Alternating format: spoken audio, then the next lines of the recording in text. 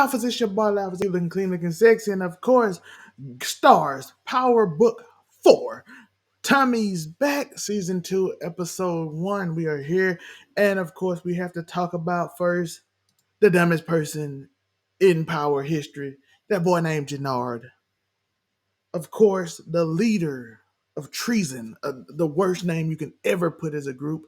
Why? Because he's not loyal to no one. He is treasonous. He puts himself in the dumbest situations. My boy is literally teaming with everyone from the Serbians to the Hispanic people. He is on everybody's side. And he's on nobody's side, and he ends up getting choked out and threatened all the time, promising people spots that they don't even have.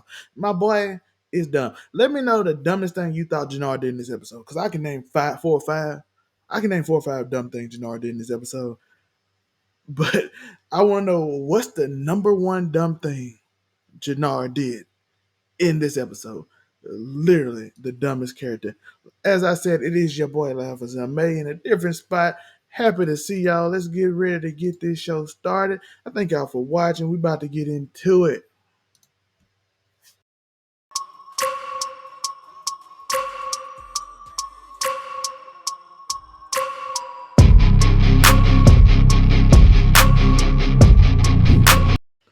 Yo, we back, we back. We gonna have new intros and everything coming soon. I'm looking forward to it. But we had to get back to our Power series, and we didn't do season 1 of Power Force. We did not do it. We did not do it for Tommy. So I do want to do this now and go over some things I like. First season, I did not like a lot of things that they seemed to correct it in the first episode. I'm so happy about it. Let's go over the first thing. Tommy is now playing off others and not just going randomly as a lone wolf going out here acting like Tommy. It doesn't fit. It doesn't seem right. It doesn't make sense to make it work. He doesn't feel like a character who should be on his own. He can play off his brother. He can play off Diamond. He can play off the Flynn's. I like him when he's playing off Diamond. I like when he play off his brother. I like when he's able to play off as another character. I don't think him being by himself was good in the first season. I think that hurt the season. Tommy is a loose cannon. He is the one that shoot first, ask questions later. You need a ghost. You need a rock. You need a Tariq, someone to settle the situation down, playing, throw it out. That is not in Tommy's character at all. So I do like that this episode gave him Diamond, who we found out later in the series had a new parole officer.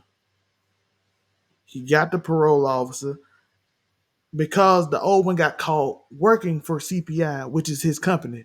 And the new one told Diamond straight up, listen, if I find you around one felon, you will go back to jail. We will do your house. We will do drug tests. We will randomly check you every time to make sure you're good.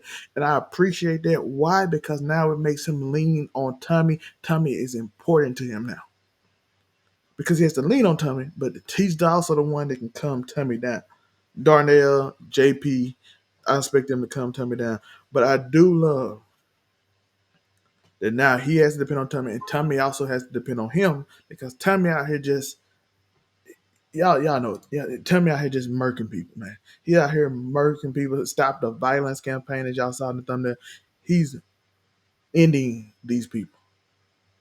So I do appreciate that. The second thing I do want to talk about is they finally showcase Chicago. First season didn't showcase nothing. It was like just random buildings and just them acting. You did not show the city. I didn't even first thing you can even tell me that was in Chicago outside of a few times.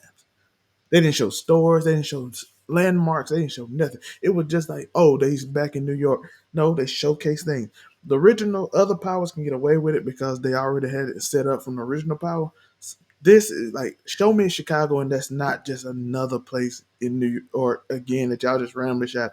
Showcase the city, make it feel like Chicago. Chicago's a dangerous place, as Tommy said. Shout out to Tommy for still trying to give his mother drugs when he go randomly back. And she's like, I'm done. My boy trying to get her wasted. You know what I'm saying? So I do want to appreciate that. And the other thing I do like is that the tropes work now. That's the third noticeable thing. The tropes work because they have someone to work off of. Like I said, the usual power tropes of everything did not work in this series simply because it had no one to play off of. You had no one to play in this series off of because it constantly went back and forth between just Tommy being a loose cannon and trying to interrupt those quote tropes that it always had. It really just didn't work out. I'm just being honest. It really didn't work out. You have the vengeance trope of Tommy hearing voices in his head and he's gonna go crazy. And it in the first season you'll have the same thing, but he'll just do it and they had nobody to stop him and they're like, oh, he's gonna get caught because this doesn't make sense. You can't just do this. This season you have it playing with Diamond, you have it playing with other people, you have it interrupt, like I said, his brother, who they also, another trope, gave him a bar. Always a bar, a studio. Every battle season, a bar, a studio, and of course, you have that final trope, one of the final tropes of Mariah, the girl who I don't want to do this. People in that life, it's not for me. That trope, a constant trope in it, where the girl who can get the main character out of this situation, or wants them out of the gang situation, the drug dealing, they want them out and this the girl they're gonna get him out because I can love you, but I'm not about that life, and you can't accept it. I can't be you. And she's here. That's a joke. The hope. She's the hope spot. We know the hope spot not gonna work. Maybe in one of these shows they got three of them, so maybe one of them work. But you got the hope spot. So you do have the vote hope spot. Um, those are the three things I noticed from this season, the last season, that I think worked better in episode one. It doesn't mean it's going to continue, but I do love that. But the main point of this episode is Jenard is dumb. Jenard might be the dumbest character I've ever seen. He's playing with everybody. He doesn't know what he's doing, but he's going out there continually playing games. I don't know what's going on with my brother, but he is. Let's go over some key points of the episode that I want to talk about. Y'all go over to 10-minute comments, anything I missed. Um, like I said, Liliana, and we found out Liliana from the first season, Claudio of the Flynn. The Flynn family is the main antagonist so far, but they were the main antagonist of the first season. Claudia is the daughter, so she ended up killing Liliana, who is the partner of Tommy. So Tommy is on a revenge tour. He want to know the plan. He want to know where they're at. He want to know how to get to them. And of course, he finds them, but there's some people in the way, right? There's some people in the way, some connects that Tommy is in the way of Tommy actually getting to them. And of course, Claudia knows that Tommy wants to get her. So she's worried. Her dad says he's gonna take care of it. Then her brother, who is they don't depend on it all and don't get put him on no plan because, as she said, he doesn't have the balls to do what's gotta be done. And her dad, like, you ain't got it in you. So apparently the whole thing is probably gonna be Finn getting older and probably taking over because Claudia's got to go, right? Claudia has to go because, of course, Claudia did some crazy things in this episode. Shout out from starting up Dahlia and, of course, shooting the night after Tommy, of course, put it out how to make it because they tried to make a move on the drug bust. Tommy knew how to make it. Tommy, of course, with Claudia. I don't know how Claudia couldn't guess that Tommy was in it because wasn't Tommy where? Am I wrong? Y'all can correct me in the comments. But y'all can let me know if I was wrong on that. But yeah, Tommy was with her. So I don't know how she would know Tommy would know how to do that. And by the way, speaking of, like and subscribe, hit that notification bell. And we can talk about later this week. So make sure you hit that subscribe button and notification bell on, I think, Sunday. So tomorrow for some, or maybe Monday, we're gonna talk about who is the new MC since Ghost died. So let me move my face so you can actually see my face when I say it.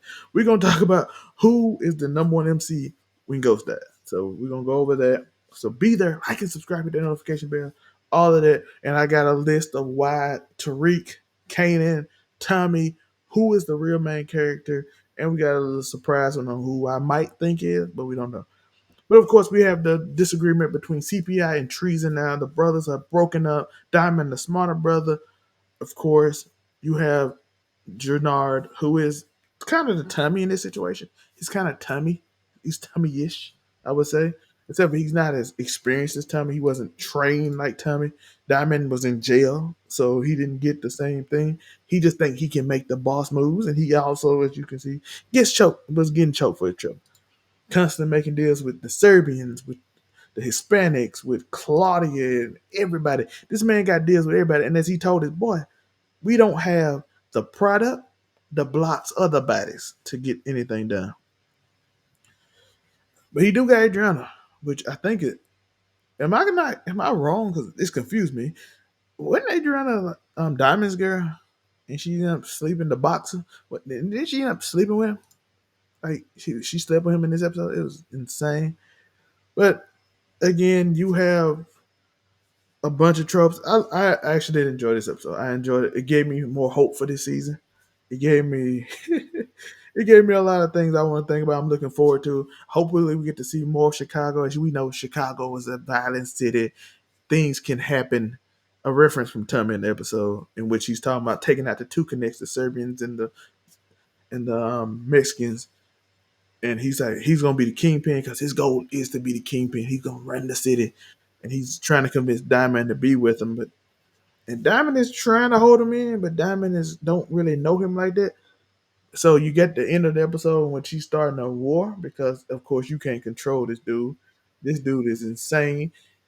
Shout, this is a dope scene to stop the violence. The one thing I always give Power credit for, they know how to put a theme together. Stop the violence is an amazing theme to put behind the thing. We saw what with when they did it in book two, when they was at the mural of the Zeke and the father was end up dead right in front of the mural in which he the one that kept they do a great job of putting like these scenes together and making them work. So I enjoyed that. We of course we had like we said we have Darnell who also I want to get over him too. I want to talk about him. He out here trying to run the game. You know, my boy got death flags. I'm just gonna put that in. My boy got death flags. But stay your butt in the chair, do your dances, and do everything. My boy got shot. My boy got an infection now. Shout out to Mariah for helping him at the hospital. You have that situation, and you got everything.